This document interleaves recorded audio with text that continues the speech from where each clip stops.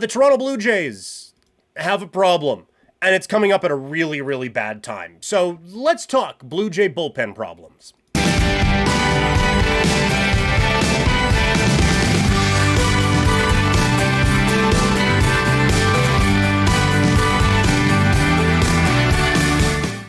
That music is far too cheerful for our mood around the Toronto Blue Jays, as what was once pretty solid lead atop the AL East is now down to just 2.5 games, and it feels like they might be circling the drain a little bit.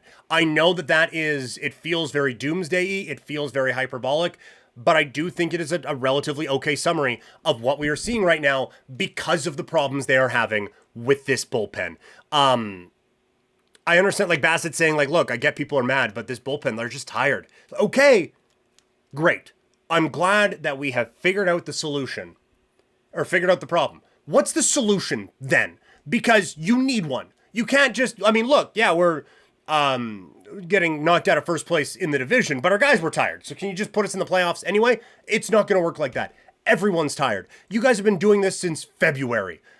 That's why this is such a hard thing to do, is like the baseball season. I know people, oh, baseball, whatever, but you have to survive this marathon of 162 games to get into the playoffs for a chance at a crapshoot of a tournament to win a World Series.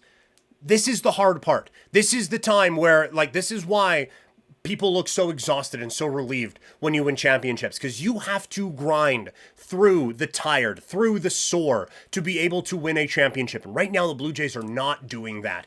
Hoffman, I get, like, a lot of the other metrics look fine. I'm worried about him and his confidence right now. Like, you can tell me the tired thing. He's thrown more innings than this. Like, he's probably going to eclipse his mark as a reliever, but he threw 66 innings last year. Like, it's not like this guy threw 20, and now he's being asked to do a lot of different things. The one thing I will say, and the one concern that I really do have, is, like, he is missing his spots quite badly, and then to make up for it, he is just hanging them in the middle of the zone. And that's why you're seeing the big hits and the home runs or the walks, because he is having such trouble just getting it to the zone that, like, instead of nibbling, it's a foot outside. And okay, well, I need to adjust. And I don't want to say overcorrects, because you still need to find the strike zone, but the way he corrects is just putting it right down the middle, and guys are teeing off on it. You're not going to get Yimi García back this season. Yariel Rodriguez's velocity is down. Little has really been able to get the most out of not a lot and get himself out of a lot of jams this year, and he wasn't able to yesterday. And so again, not to harp on it, but this is why I wanted excess at the trade deadline for the Blue Jays. Because, like, it's great to, in your head, Varland, Domínguez, Hoffman, shut it down, 7, 8, 9, that's great. That's best case scenario. You cannot plan for best case scenario at the trade deadline. You are trading for guys based off of what bad things could happen that we could fix. And one of them is the bullpen sucks. And just add a few more arms to take some of that pressure off. I get a few of the other high leverage arms haven't done very well either across baseball. Helsley, Duran, everyone with the Yankees have all had some issues. But this was something they could have fixed. And I don't think they did enough to do that. And now I don't know what you're confident in, because the option that is going into the bullpen from the starting rotation seems like it's going to be Lauer, and he just got beat up after missing a few days and not being in his regular routine. There's no routine in the bullpen. So is that going to be the big fix? I don't know where the fix is coming from. Tired, that's a good explanation and probably accurate. Tired's the toughest to fix. If they were just bad, I can fix bad. We can coach that out of you. Tired, they're not going to sit Hoffman for 2 weeks now. They're not going to rest these guys for 2 weeks to, okay, well, now let's get them back. This is a very important 2 weeks coming up for the Blue Jays with these last couple against the Reds that, Lord Almighty, they have to win. And then a huge series with the Yankees and a almost equally as important series with the Houston Astros. The rest time is gone. So, okay, you are tired. My greatest sympathies for that. Figure it out. Don Draper style, that's what the money is for. It's not so that you can pitch great while you're feeling awesome in June.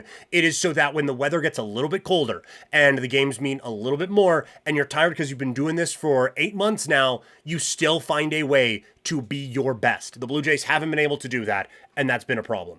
One thing that has also been highlighted by all of this is the bats really need to wake up. Like the other day, Hoffman blows the save, but he blew the opportunity when the Jays had 1 run in the game.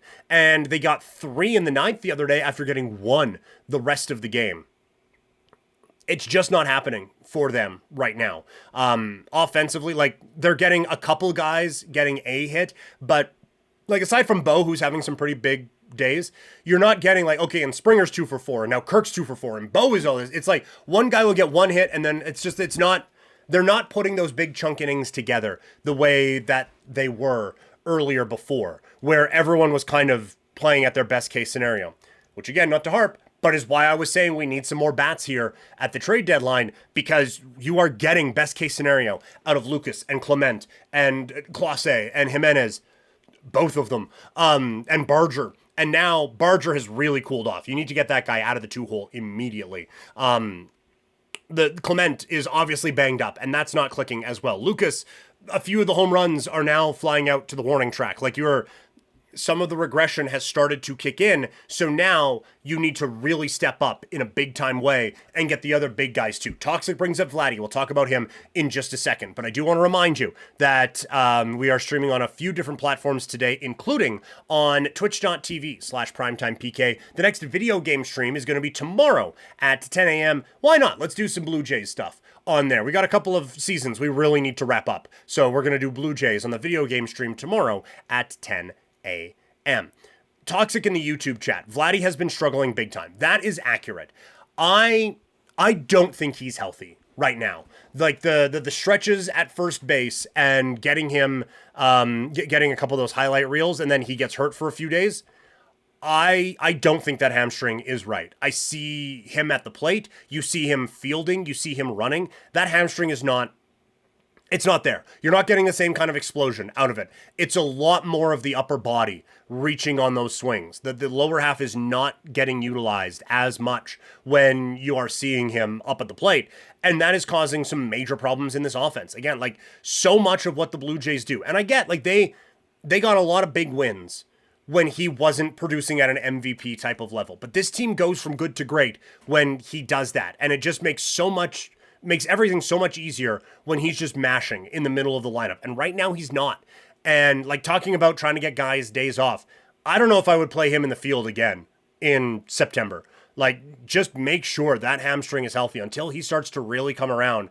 And I get like maybe just sitting there lets it seize up a little bit, but get the gun thing on it the entire time and then go up, take your hacks, and then back to massaging that thing. Like it's not working, and it is actively setting the team back right now.